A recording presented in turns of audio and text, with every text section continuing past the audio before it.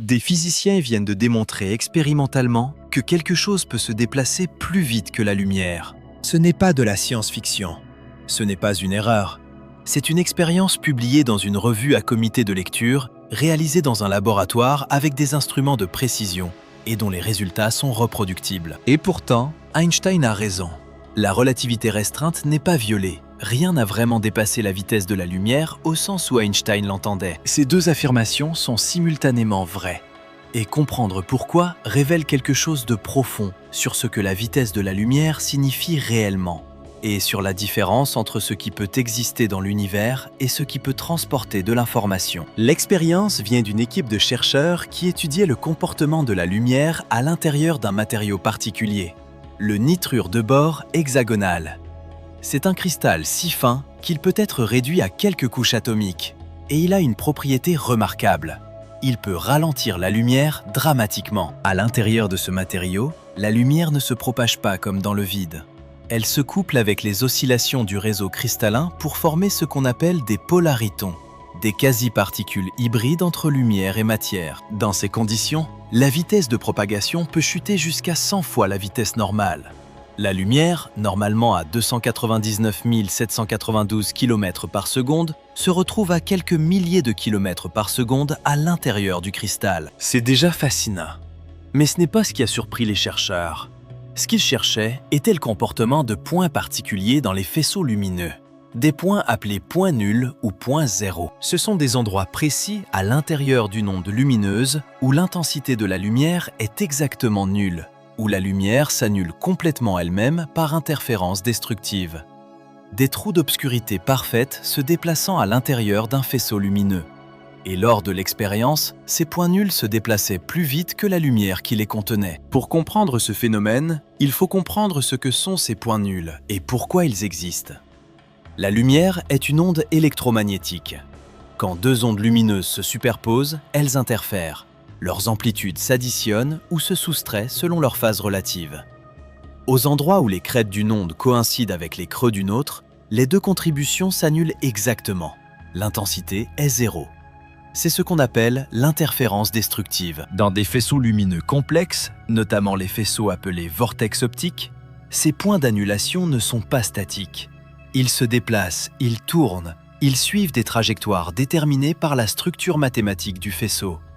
On les observe partout dans la nature, dans les vagues de l'océan, dans les tourbillons atmosphériques, dans le café que vous remuez. Ce que l'expérience a démontré, c'est que dans certaines configurations, ces points nuls se déplacent plus vite que la vitesse de la lumière dans le milieu environnant. Et dans le cas du nitrure de bore hexagonal, où la vitesse de la lumière est déjà ralentie à 1/100 de sa valeur dans le vide, il a été possible de mesurer cette différence avec précision. Les points nuls allaient plus vite que la lumière autour d'eux. Mais voici la clé. Un point nul n'est pas une chose. C'est l'absence d'une chose. C'est un endroit où il n'y a pas de photons. Il n'a pas de masse, il ne transporte pas d'énergie. Il ne peut pas transporter d'informations. C'est un motif, comme le point de croisement de deux vagues à la surface de l'eau. Ce point de croisement peut se déplacer à n'importe quelle vitesse, y compris plus vite que les vagues elles-mêmes, sans violer aucune loi physique. Pour comprendre pourquoi cela ne viole pas Einstein, il faut introduire une distinction que la physique des ondes fait depuis longtemps. La distinction entre trois types de vitesses différentes. La vitesse de phase, c'est la vitesse à laquelle les crêtes d'une onde se déplacent. Dans certains milieux, la vitesse de phase peut dépasser la vitesse de la lumière dans le vide. C'est bien connu et parfaitement légal physiquement. La vitesse de groupe, c'est la vitesse à laquelle l'enveloppe d'un paquet d'ondes se déplace, la vitesse à laquelle l'énergie et l'information sont transportées. Dans les milieux normaux, c'est la vitesse de groupe qui est limitée par c. Et la vitesse de l'information, c'est la vitesse à laquelle un signal peut être transmis, la vitesse à laquelle une cause peut produire un effet détectable à distance. Einstein n'a jamais dit que rien ne peut se déplacer plus vite que la lumière. Il a dit qu'aucun signal portant de l'information, aucune cause, aucun effet causal ne peut se propager plus vite que c. C'est la vitesse de l'information qui est la vraie limite fondamentale, pas la vitesse de phase, pas la vitesse des motifs, pas la vitesse des points nuls. Un point nul ne transporte aucune information. Si vous voyez un point nul se déplacer à 2 fois la vitesse de la lumière, Vous ne pouvez pas utiliser ce point nul pour envoyer un message à quelqu'un situé à côté de lui plus vite que la lumière ne l'aurait fait. Le point nul n'est pas un messager, il est juste un motif. Les points nuls supraluminiques ne sont pas les seuls phénomènes qui dépassent ces 100 violets Einstein. Il en existe d'autres, chacun révélant une facette différente de ce que c'est signifie réellement. Les ombres. Si vous dirigez un faisceau laser sur une surface courbe et le faites tourner, l'ombre projetée peut se déplacer à une vitesse arbitrairement grande, même supérieure à c si la surface est suffisamment grande et le faisceau tourne suffisamment vite. Une ombre n'est pas un objet, elle ne transporte aucune information. Sa vitesse est illimitée. La vitesse de phase dans les guides d'ondes. Dans certains guides d'ondes, des structures qui canalisent la propagation des ondes électromagnétiques, la vitesse de phase peut dépasser c. Ce phénomène est utilisé dans les accélérateurs de particules pour synchroniser les champs électromagnétiques avec les particules accélérées. Il est parfaitement compris et n'implique aucune transmission d'informations supraluminiques. L'effet tunnel quantique. Des particules peuvent traverser des barrières d'énergie qu'elles ne devraient classiquement pas pouvoir franchir. Un phénomène appelé effet tunnel quantique. Des mesures ont montré que le temps de traversée de certaines barrières est apparemment nul ou même négatif, suggérant une vitesse de traversée supérieure à c. Ce phénomène, encore débattu dans ses interprétations, ne permet néanmoins pas de transmettre de l'information plus vite que la lumière. L'expansion de l'univers. Les galaxies lointaines s'éloignent de nous à des vitesses supérieures à la vitesse de la lumière, non pas parce qu'elles se déplacent dans l'espace, mais parce que l'espace entre nous et elles s'étire. Ce n'est pas un mouvement dans l'espace, c'est une expansion de l'espace lui-même. Einstein ne s'y applique pas directement. Tous ces phénomènes ont en commun qu'ils ne permettent pas de transmettre de l'information, d'énergie ou de causalité plus vite que c.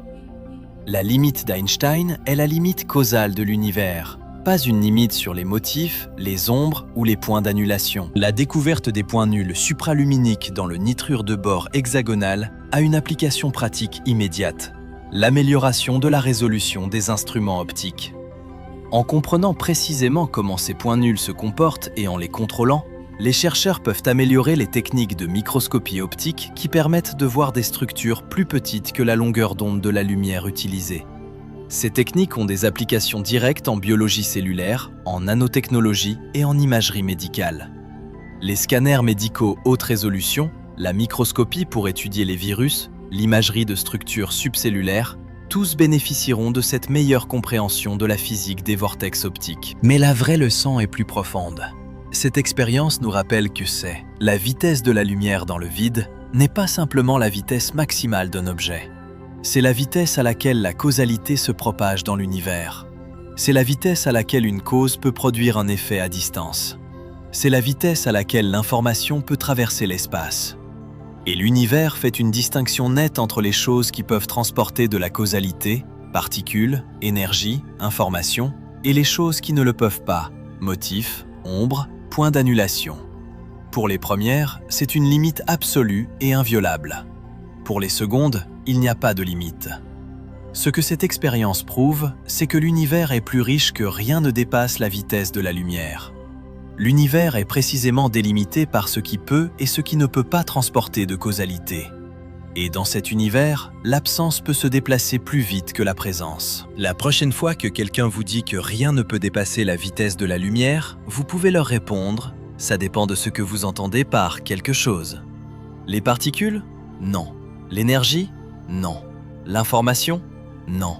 Les ombres, les motifs, les points où la lumière s'annule elle-même ? Oui. Et ça a été prouvé en laboratoire. Einstein avait raison.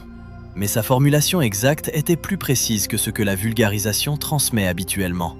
Ce n'est pas que rien ne peut dépasser c, c'est que rien qui transporte de l'information, de l'énergie ou une relation causale ne peut dépasser c. La causalité est la vraie limite, pas la vitesse en elle-même. Et dans un univers où l'absence peut se déplacer plus vite que la présence, où les motifs peuvent courir plus vite que les objets qui les constituent, où l'ombre de laser peut traverser une galaxie en une fraction de seconde, la physique est bien plus étrange et bien plus riche que nos intuitions quotidiennes ne le suggèrent. Ce qui est certain, c'est qu'il y a encore beaucoup à comprendre, et que les prochaines surprises ne viennent peut-être pas de la matière ou de l'énergie, mais de leur absence. Stellar Depth, la science expliquée sérieusement. À bientôt dans l'obscurité.